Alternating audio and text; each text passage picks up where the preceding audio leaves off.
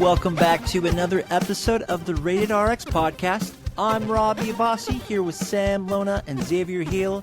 We got your weekly dose of chaos and shenanigans. Thanks for joining us today.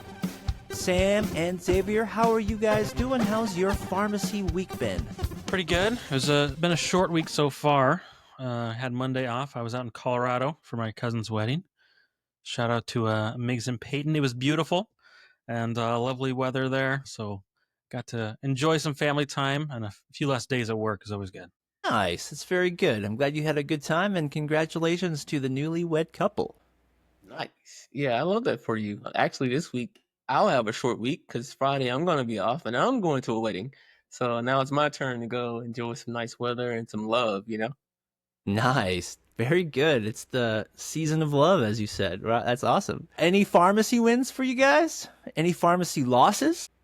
I had a pretty good recommendation today that the previous pharmacist didn't catch because I'm a floater, so I just covered for one day. I had a patient with platelets less than 50 today. So he had coagulopathy, so he's at risk for stress ulcers.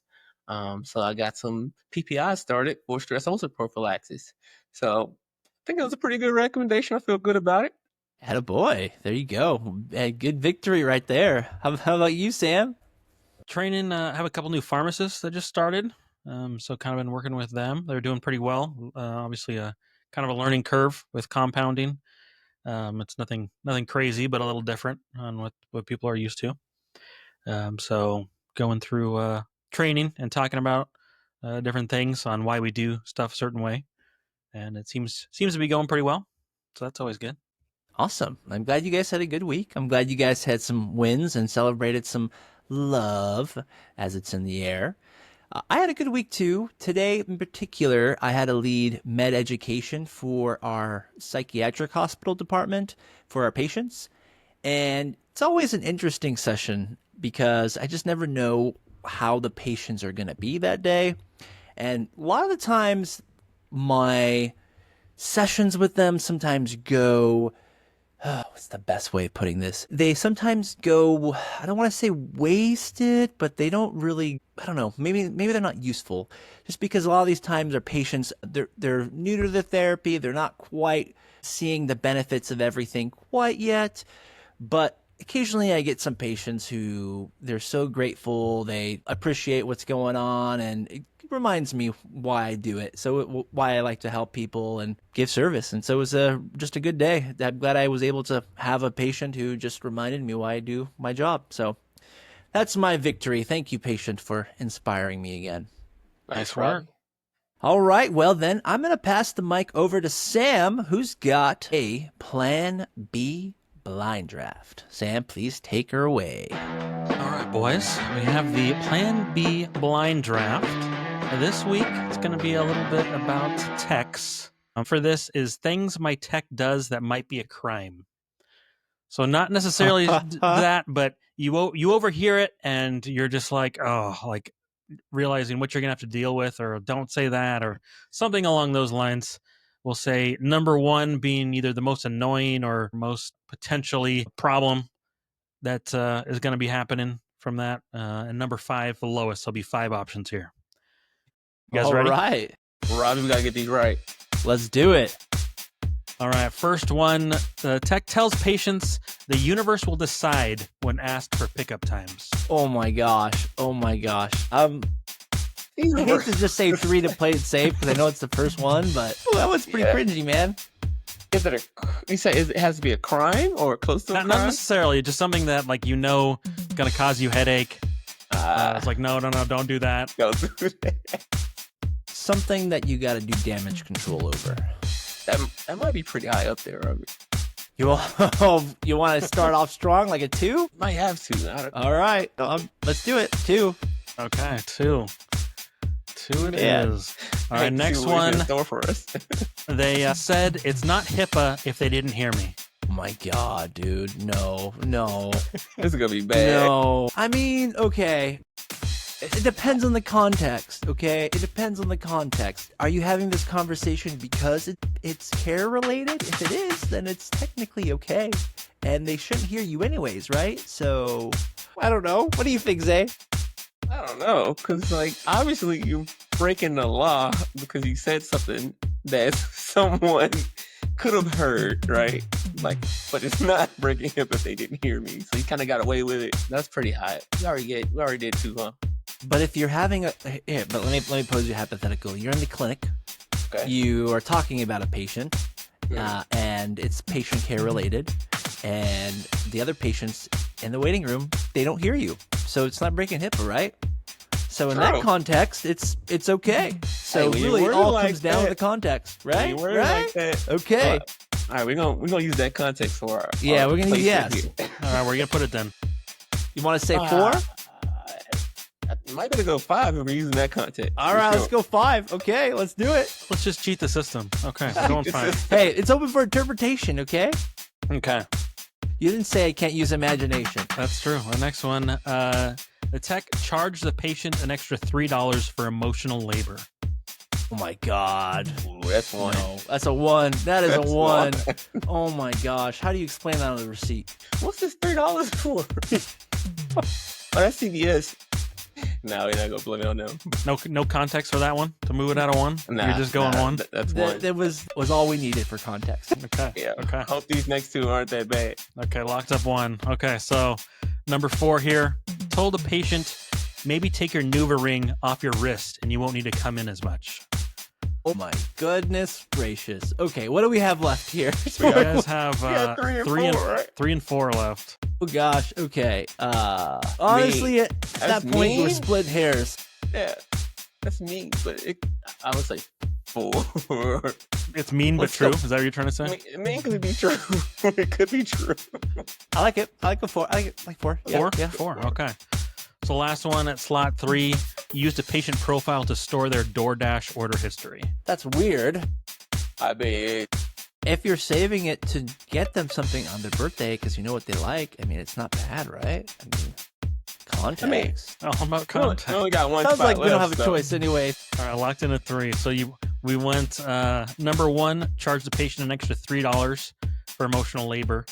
Number 2, tells patients the universe will decide when asked for pickup times. 3, used a patient's profile to store their DoorDash order history. 4, told a patient, maybe take your Nuva ring off your wrist and you won't need to come in as much. And 5, said it's not a HIPAA if they don't hear me. Okay. I don't know about that one, but I know it. Sam, I think you threw You some got us that curveballs time. at that one. You got us this time, man. You got us. Which one was the most off for you? maybe 3 could have went down more, Yeah. and I think 4 DoorDash. probably should go up a little bit more. Yeah. And DoorDash could probably be 5, to be honest, Yeah. and then move the other 2 up. Yeah. I'm okay I with echo 1. that. Yeah, Okay, but you guys still agree on 1. Charge an Yeah, extra we- $3 for that yeah, emotional labor. Yes. Okay. that's some damage control right there. Yeah. All right. I guess techs don't do that. Don't upcharge them unless it's the pharmacist. Pharmacists can do it. No techs though. All right. Well, good job, boys. I'm glad you like the curveballs. A few curveballs in there, mixing up a little bit. All right, guys. Thanks for playing, and we passing it on here to Xavier. We've got a pharmacy fantasy that Zay wants to go over. We're gonna be playing it out. Zay, take it away. All right. So today, guys, I switched it up a little bit. It's not a fact. It's more just like a scenario, and we're going to talk about it. And, you guys let me know what you think. So, all right, picture this. A patient puts on a virtual reality headset, right? Walks into the digital pharmacy with an avatar pharmacist, maybe even one with like a perfect smile, fresh haircut. And then they get their full consult all from the couch. They chill on their couch. They get a whole pharmacy consult about their meds that came in the mail. No traffic, no waiting room, no awkward eye contact. All right, that's the scenario. Okay. Here's my question: if pharmacy one day goes fully virtually, how do we keep the real human connection that makes people actually trust us and open up to us? Do you think they trust us now? Yes, yes, I think so. That's interesting. I think it'd be very similar to how online relationships already happen organically. Like you play video games with people, you befriend them, you game a lot, you talk a lot. So I would imagine, given that context, it would develop sort of naturally. I mean, It's possible, right? it's possible. It's just challenging to think about because it's not. I mean, is it happening right now? Is there some sort No, of model where this is already happening? Not necessarily pharmacy, but maybe another field where they're relying on virtual stuff to connect with people. no, this is like not that I know of. This is like totally futuristic metaverse thinking. Maybe a possibility one day. We just have our virtual avatars. We can work from home, but in reality, A we'll little be Ready in. Player One Right, right. connection It's kind of on like a there. game, but Okay. we're actually working and counseling people and educating them on their meds. But I think there's an opportunity for more patient connection just because you technically can be more accessible. I mean, think about the people who live in rural areas and they can't get to a pharmacy or can't get the help or education they might need. And this is a way to connect them. We sort of already do that right now with telemedicine instead of talking, over the phone, virtually, camera to camera. You're doing it maybe a little more personalized because now you're Yeah. seeing a whole body picture. Now the question lies, is this simulation me? Like, is this a me as a model looking good as best as I ever can look, I guess? Or is this some avatar I make? So can I make the avatar look like me? So Right. it's interesting. I think it'll be cool if the patient can make the avatar look however they want it. So they're talking to what they want to talk to. So they're like, I need to talk to a hot girl to be able to understand my meds. They'll make you the hot girl. You'll sound like a hot girl. You'll be educating them. I think that'll help the patient experience. Okay, well then my question to you then is if they want you to look like a hot girl, where's the line? Are you going to sound like a hot girl to fully actualize their fantasy of getting the best education they need? I mean, in the avatar, you can sound like yourself, but it'll come out as a hot girl, right? So it's going to Because be the an patient, attractive girl with your oh, voice. well, no. It'll be whatever voice that they choose. Like on Okay. on new video games now, you can pick your voice of your character, like 2K basketball game. You can pick your voice of your character. You can pick how your character looks. The patient will be able to do that and customize their own pharmacist. So that when they go get their meds, whatever they think will help them get their meds and get their education, that's what they can do. Yeah, I don't know about that. Only because if we want it to be personalized, you're Hmm. sort of putting layers between you and the pharmacist and getting the help you need. You are getting help from a fictional person at that point. I mean, you're a real person, but everything else is fake. So why even make it a pharmacist? Why it could just be AI at that point, right? So Yeah. Are I you don't are you know. worried they wouldn't be a close connection because they don't think you're an actual pharmacist and they're just like, oh, this is just a computer I'm talking to versus it being someone on Yeah. the other So end of that I communication. agree. So that's the thing. It can go either way. It could be AI created, or it could be actual people with their own avatars being in the virtual world. So possibly go either way, right? So it's kind of crazy.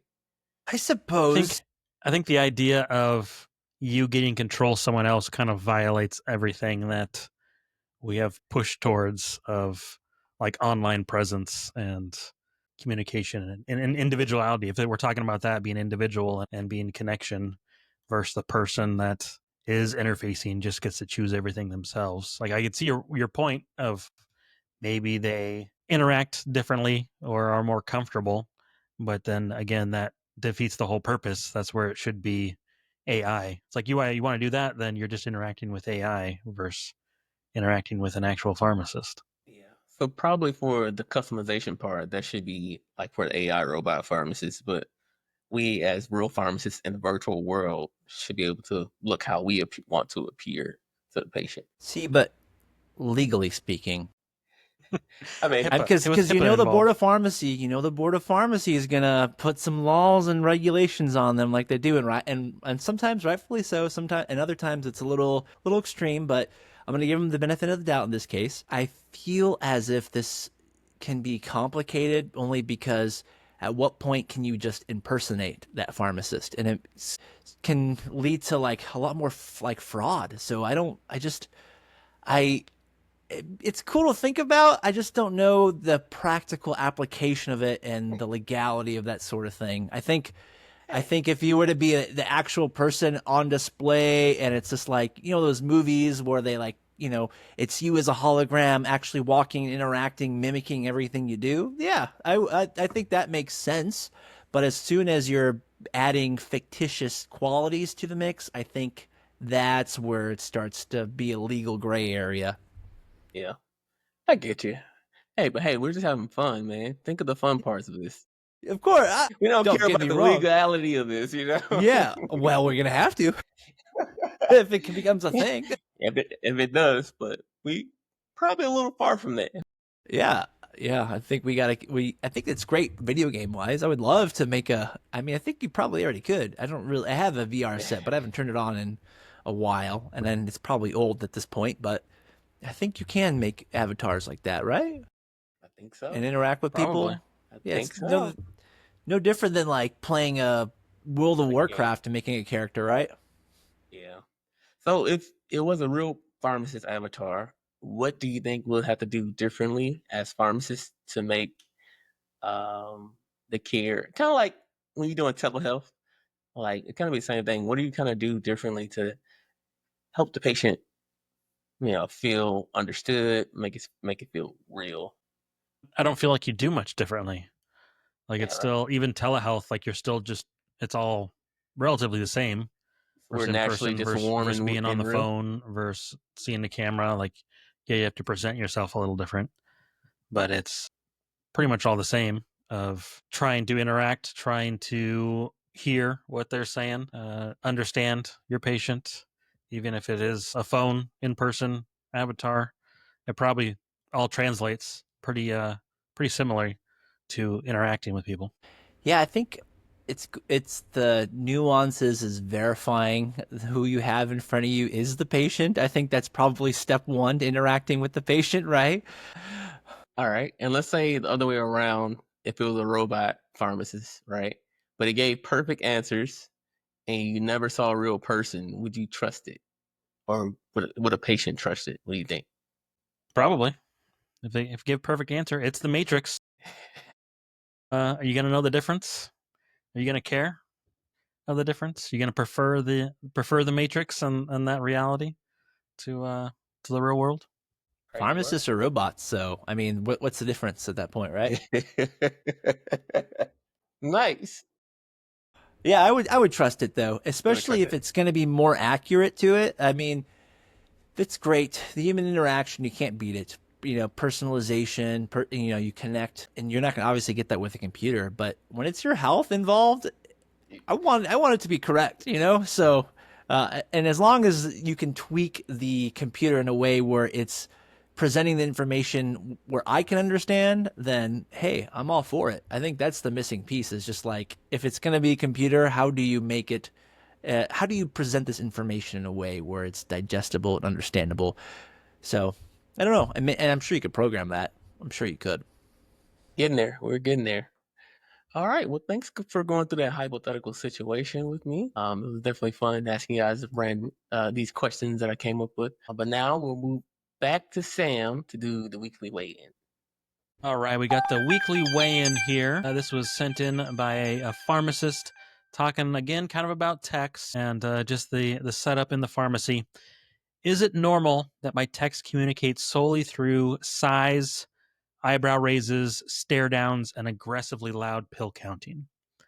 When I told my tech we had 5 new prescriptions, she didn't say a word, just stared at me, slowly put down her counting tray, peeled off her gloves like she was ending the surgery, and walked into the break room without breaking eye contact.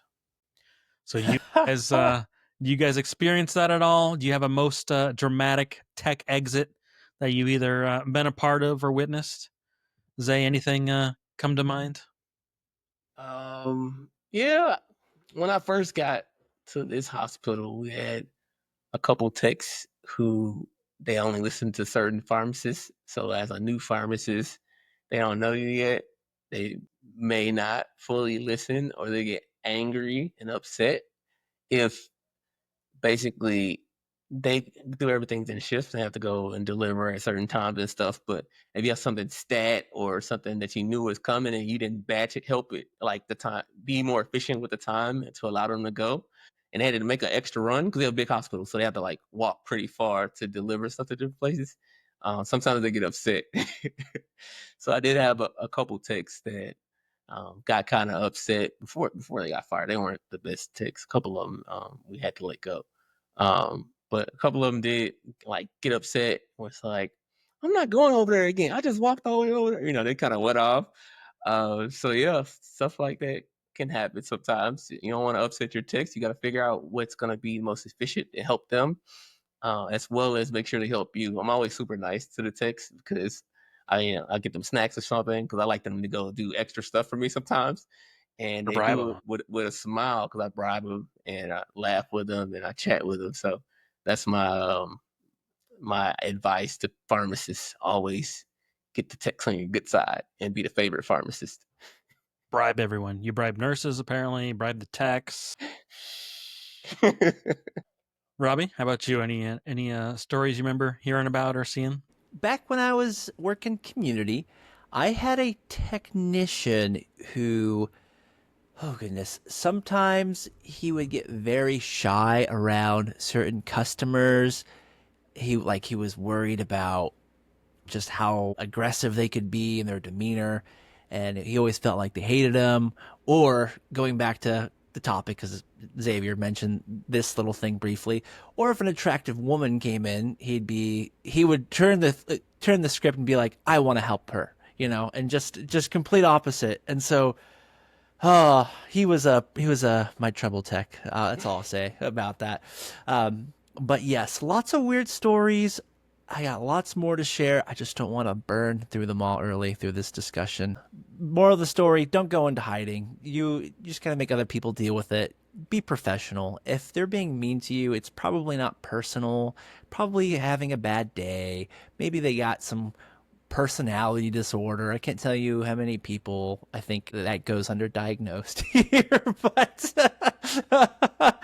so just be nice. If they're in the pharmacy picking something up, it's because they got something going on, and so you're not going to be in a good mood regardless, right? So yeah, unless you're picking up your Xanax, I guess. So True. Tech exits for me. I remember having one where it was like a tech shouting match with a pharmacist. It was kind of like a started, small miscommunication stuff, and then just kind of kept building of he said, she said of the details, like who said this and that screwed something up, and they pretty much end up yelling at each other, and tech has to go cool off. I think they got sent home for the end of the day. But I don't think nothing too crazy of flipping tables and punching through walls. So I guess some control on those dramatic exits. But if we go talk to kind of your team and you guys working together and kind of those passive aggressive or size communications, is there something that you guys have that's kind of a team favorite in your passive aggressive signaling to each other and around patients? Does anything come to mind? We're not normally around. Techs don't usually have to go around the patients and the inpatient side. But like one little funny thing, passive aggressive thing my IV tech does is whenever it's a lot of IVs or she just finished one and she ungowned and then we get like a stat and I put it in there, she'd be like, I quit and then laugh about it. So I always find that funny because she quit every day. But that's one little passive aggressive, but mostly jokingly thing that she does. for my department, I think, and I'm sure this is the same in every department, insert other random career, it's always, is the manager here? And if the answer is no, the manager is not here, then it's like, okay, now my techs are going to slack off, So I think that's sort of the golden question. Or is the manager in the back? Or is the manager in a meeting? Is the man like, if you're asking where the manager is, it's because you were trying to get away from work, or because you want to complain about someone else is also what I've noticed too. Or you want to complain about the manager, but that's we're not talking about that today. But yes, so I think that's the signal on my work site is the manager here? And so Okay, I see Yeah, I that. think I a see little that. bit of that. I think a little bit of that is everywhere. Yeah, exactly. Ready for the pizza party? We could have a pizza party now. I would say that what came to mind for me was with that techs will do interacting, probably techs and pharmacists, but interacting with patients or something like that is the long sigh of either getting on a phone or just like, There it is. it's like, and then asking like for a pharmacist or this or that, but putting something on hold or some question and then having that long sigh or something where they're gonna have to know that something's building and they're gonna have to deal with this, and that kind of indirect signaling to everyone around that this is going to be a little annoying to deal with or on the edge. Or the classic eye roll, just like, Again, I got to walk across the hospital again. But yes, the that stressful situation. Then I guess that either a tech comes to you or you hear. How do you guys help your techs with that, or do you help your techs? Try to help them with those stressful situations or patients, or you let them crash and burn while you go on your 10-minute break. Go Code Brown. there it is, bringing it back. For me, I always try to see if we can work as a team. If one tech feels a little bit more stressed out or they feel like they're doing all of the work and other tech is not, I try to like at least divvy up the work a little bit to other techs. But everyone usually has their own role that they should be doing. As long as you're picking the right person for each role, they can't really complain about it because that's their job. But when you're asking them to do extra stuff for something, I kind of like not always ask the same person to do the extra stuff. I kind of go to the different technician or Try to rotate through them. Try to rotate through them. That way, I'm dispersing the workload out. Just mean to everyone. Yeah, so they won't feel like I'm like picking on them. Like every time I'm here, you always make me do all this extra work. You don't never ask them to do nothing. They sit back. They might just go off on me. So I try to divvy up the work. I like it. Robbie? So what I did at my old job was I purchased a red button that you could record your voice in. And in this red button, I said, I tap out, which was the recording when you press it. And so what I did was I'd hand out basically tap outs whenever a tech went above and beyond and helped someone or made my life easier, but because I was dealing with something. What that basically let them do is if they had a stressful situation they didn't want to deal with, they could press the button and use a tap out. And then someone would have to take over for them. And so what ended up happening was I created this environment where everybody was just like working like, I want to get a tap out. I want to work for more and more tap outs. And so that way it just created this healthy environment of everybody just trying to help each other out. And then it became like a competition between two of my techs where just like, I have more tap outs than you. Well, I'm going to catch up. And so then this competitiveness just made my life even more easier. So I didn't intend it to be that way, but it ended up being just this kind of fun thing. And of course, situations happen where, going back to that technician where someone comes in and he doesn't want to deal with them because they stress him out or he thinks they're mean to them. That's when he would use his tap out button. And then another tech would be like, oh, okay, I'll jump in and do it for you. So we all agreed we could do it. And so, yeah, it was fun. So I encourage you to use a tap out button. It starts as a little game, but it became into this more serious thing. At my current job, don't have a tap out button. Maybe I should get it though, now that I'm thinking about it again. But I mostly work with one technician these days. My transition's a care tech. And if we're getting backed up and there's lots of home medication reviews, we divide and conquer. I'll take one, she'll take one. Or if I'm caught up with my work and I see she's struggling, I try to help her collect information to compile all the notes together, send it my way so I can verify the work. So it just depends. No, I do not let them crash and burn. So help them out. Help out your techs. A happy tech makes a happy pharmacist. Nice. That's a really cool idea, Robbie. Yes. Feel free to borrow it. Some other pharmacists may steal that from this podcast for sure. As they should. Hey, the idea came here, so remember. It seems to work before. I should. Pending. The Robbie method. You can buy it on the website. Yeah. RatedRxPodcast.com. It's a good idea. Yeah, there you go. Write that down. Hey, don't steal our idea. I would say for trying to help with techs, as you're saying, try to always do it. Usually it's phone calls or someone that's there at the pharmacy to talk to. So you try to take it and try to handle it. Again, usually some of the times it is more technical stuff. So like they're sometimes out of their element anyway, versus just being an annoying customer. So trying to be there and help. I think in some cases, if I'm busy, then it's trying to give them the answer or, not necessarily letting them crash and burn. But yeah, here's the answer. You can go ahead and talk to them. And that's where you can get that eye roll or that long sigh of having to go back and talk to this person. But usually if it's anything serious, making sure that it's the pharmacist that's talking to whoever to deal with that. So trying to keep those, as you said, trying to keep those techs happy. Well, thank you guys. Good talk. Sounds like we're going to have a new item on the website. Make sure you go over there and purchase those. Tap out buttons. Tap out buttons. That's right. So we've got a little fun story here that Robbie and Xavier are going to go over. So why don't you guys take it away? Awesome. Thank you very much, Sam. Yes, as he alluded, this is going to be a two-person read here. So we're going to do a little bit of acting for you guys today. That way we can get the story just right for this week's Pharmacy Pandemonium. I will be playing the pharmacist, and Xavier will be playing the patient.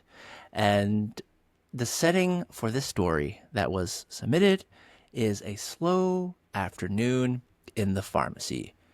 Xavier, please take it away. I'll cue you in here. Ring, ring, ring. Hello? Anybody there? Yes, hello, hi. How can I help you?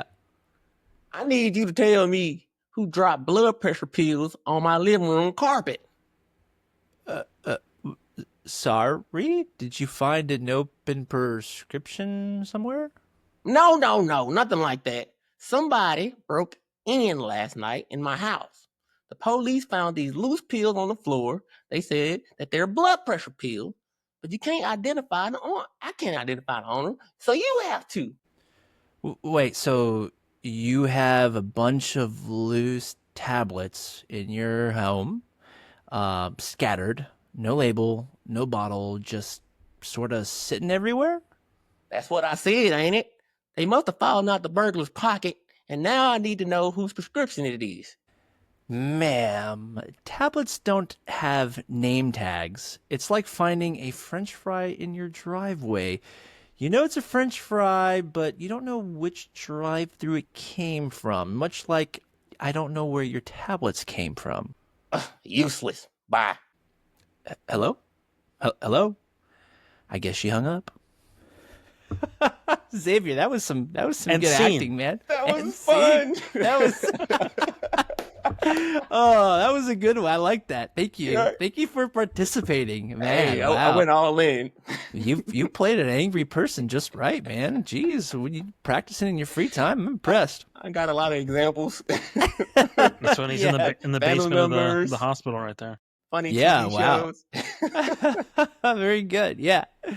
So the TLDR for this story, in case you were distracted by our goofy acting, well, I'm sure you were impressed with Xavier's. My goofy acting here is patient called in and had some tablets that were left in after a crime scene in their house. It was the burglar's tablets, wanted to know who they belonged to.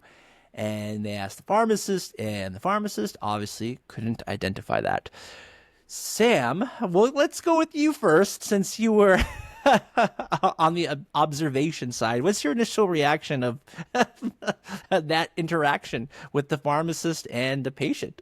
My first thought was surprised that Xavier didn't retort with obviously knowing where a French fry came from. If you smell a French fry, you know a McDonald's French fry if you smell a McDonald's French fry, okay? So why can you not figure out where these pills came from? Because I know my French fries. I was expecting that's Missed where opportunity. Xavier was going to be going. Not just giving up and going for that useless line. So that's where I thought that thing was going. And Xavier, good on you, for just accepting your fate and not knowing where those pills are coming from. I'm gonna catch that burglar one day. One day. Xavier, how about you? What's your take on this whole situation? This is definitely a wild situation. If I was the pharmacist at the pharmacy, I'd be like, kind of shocked and like, sorry, I have no idea how I can even help you. You got to get more information from the police. Let them do the investigation, run some fingerprints, but it's not our job. So, I mean, even if you could identify the patient by the pill, let's hypothetical. If you could identify who this pill belonged to, I mean, could you even do that? I mean, HIPAA, right? So, what information do you think she was trying to get from the pharmacist? Really? Apparently, it made sense. Made sense to them on this logic. Let me call the pharmacist. They'll know. They'll solve this problem for me of who came in with these tablets. Who sprinkled them on my floor? I mean, the only thing that, like, let's say they think, a family member or someone they know robbed them, and then you find out it's Lisinopril, and be like, John takes Lisinopril, it probably was him. Let me go confirm, see if he got my TV in his garage. Going through everyone's bathroom, opening pill tablets. Don't you take Lisinopril? They're gonna call and like, hey, can I get a different brand, please? Xavier's on to me. Yeah, the follow up. Who's called in early to do an early refill for their blood pressure meds? Can you give me the list of every patient, their address and phone number, who called in early? What if these tablets were like the burglar's calling card, though? You know how sometimes they do these weird things. I don't know if you guys ever watch. I mean, The you guys ever watch Lisinopril Home Bandit? Alone? Yeah, Lisinopril Bandit. Or you guys ever watch Home Alone? How they were the sticky bandits, those two little burglars, right? How they Wet always went by bandits or- different names. Yeah, the wet Yeah. bandits, sticky bandits. Yeah. Yeah. So this was a Lisinopril Bandit, apparently, right? That'd be crazy. They go in and swap all your meds, all with Lisinopril. Like every single bottle is now just filled with Lisinopril. Your blood pressure's too high. You're gonna be And really you're happy, doing really a- sad. Yeah. So what should the average person do if the police find medication at a crime scene? And what could you do as a pharmacist in this, like realistically? As a pharmacist, not much. It's like you tell them you can go to a pill identifier online Drugs.com. if you need. Yeah, drugs.com help you out. They know way more than me. You should check in with them. I don't even use drugs.com, honestly. I just Google circular round tablet pink TY imprint. That's usually more accurate than drugs.com. Google does it for you. Drugs.com? Yeah, I always can find it on drugs.com. I usually do pretty good on there. Nice. Less is Just more, though. Less try is more. Googling it. Just try Googling it. Trust me. Trust Google. Trust the Google, the almighty Google, Dr. Google. Yes. Someone will trust ChatGPT. So are we set on thinking this is a Lisinopril tablet then? This is the Lisinopril Bandit. The Lisinopril Bandit. Okay. So tell me, I want you guys to tell me, just a hypothetical here. Close your eyes. I want you guys to close your eyes. I want you to imagine who this burglar was. I want you to tell me about, well, their characteristics. What do you think they did for a living? Other personalities they might have. Who do you think this burglar was? First thing that comes to mind, this all happened because they had an alarm on their phone to take their meds. So they're a little type A, have a little specific questions. Maybe they had some problems with their blood pressure. Their doctor told them and they're worried.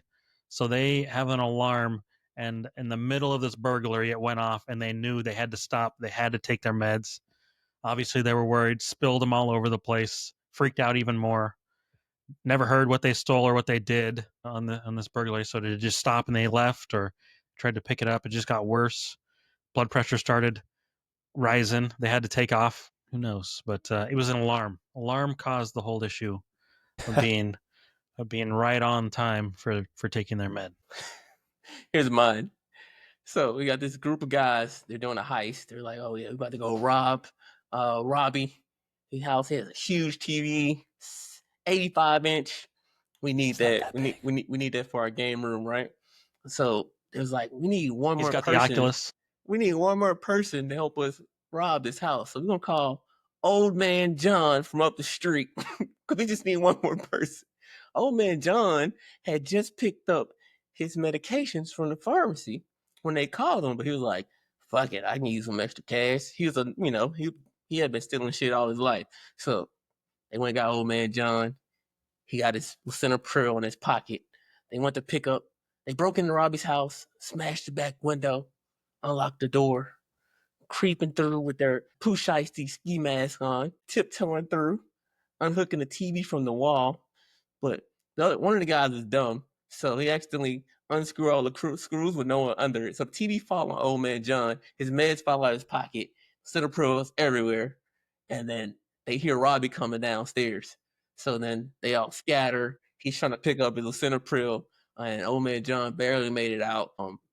Shortly after he had a heart attack because he was too afraid of what would happen to him, and he didn't take his Cinnapryl. So that's what I think.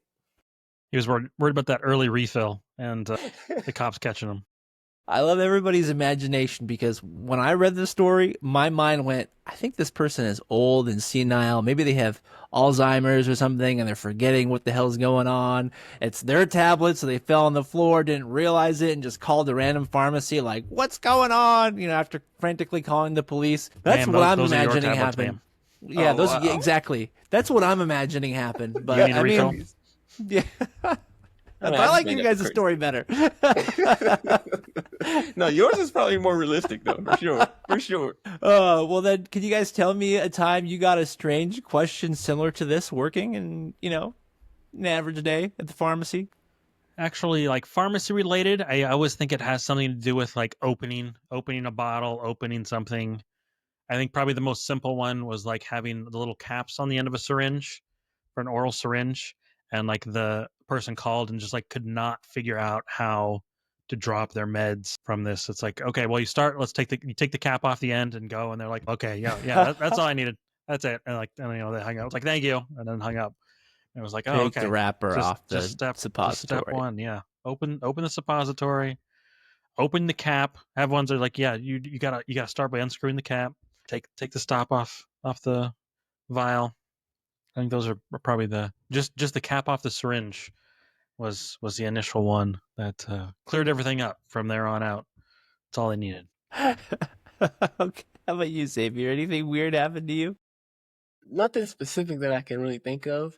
I feel like the sketchiest maybe phone calls and requests are from drug reps who know they're not supposed to be calling the pharmacy, who's trying to figure out who they can drop off their pamphlets to for this new drug that they just found out about, and they want to describe the drug to you over the phone and give you this whole brief thing that you don't really care about because we're not buying any drugs. I'm not the purchaser. I work for the VA. The government buys the drugs. We don't get to choose. So, they think they got the angle. They think they're they're getting closer. They're asking for random pharmacists who they looked up online. So I think the drug reps are the sketchiest and they ask the craziest questions. One weird thing that happened to me during my PGY1 was I was with an intern and we were about to close the pharmacy, and a random patient comes in and goes, I want to buy this. And we grab it, and it was a box of Narcan. And this was before Narcan was OTC. This was a prescription. But they're like, I want to buy this Narcan. And we both looked at each other like, what the? Where do they just get this? You're not, this isn't a thing. This is a prescription. I'm like, where did you find this? They're like, it was just on the shelf over there. And so, we're looking at each other like, what the hell? And I guess what had happened was, so we had this rule in the pharmacy where if you pick up so much of a opioid MMEs and you had to leave with Narcan. So what I think happened was someone had to leave with Narcan, didn't truly want the Narcan, ripped their name off, put it on the shelf. And so another random person comes up like, I want to buy this. And so we were just so perplexed, like, what the heck? I mean, the grand scheme of things doesn't matter now because now it's OTC, but back then it was sort of a big deal because in Missouri, they have way more strict laws when it comes to Narcan. You cannot dispense. You can't dispense the Narcan if they decline counseling. And it's just kind of like, what? That's so weird. So you'd rather them leave with nothing than, not, and then leave with something and then figure it out later. Like, because it says on the box how to do it, but the whole situation was just weird. It was especially because it was Missouri and their Narcan laws, at least at the time, were a lot more strict. But that was definitely a weird one for me. Just hey, I want to buy this person's prescription sitting on the shelf. Like, I don't think I can sell that to you, but okay. Nowadays, I'd be like, sure, just take it. We can't take it back. Yeah, you let him just walk out the door with it. It's like, yeah, that's not our took it SKU. back. I took it back, but it was definitely weird at the time. They didn't want me to take it back, but I was like, nope, I can't let you have this. I feel like I'm breaking a law by letting you walk out with this here, so we're just gonna dispose of this. Well, boys, any final thoughts besides Xavier's excellent read on that, which we'll definitely do more often? Yes, that'll be fun. We should totally do more of those. Gotta come up with some more voices. Yes, I'll work on it. I hope they catch the Lisinopril Bandit. Me too. Or I hope that patient gets the help they need. He had a Memory heart might attack. be an issue. He had a heart attack. Yeah, jeez Louise. Well, I'm going to hand the floor over to Xavier, who's going to take it home for us. Xavier. All right, guys, that's a wrap for today's episode. Thanks for hanging out with us. We love having you. Don't forget to follow us on all our socials. We're on TikTok, Instagram, everywhere else too. Somewhere you can find. Just search for it. You'll find the Rated RX Podcast. Also, we have a website and our DMs. Make sure you send us questions, send us feedback. Just say hi. We check those pretty frequently. But come check it out. We'll catch you next time. As for next week, we will not have an episode, but as of that, we'll be right back on schedule. So, peace out. Catch you next time. Bye. Peace. Bye.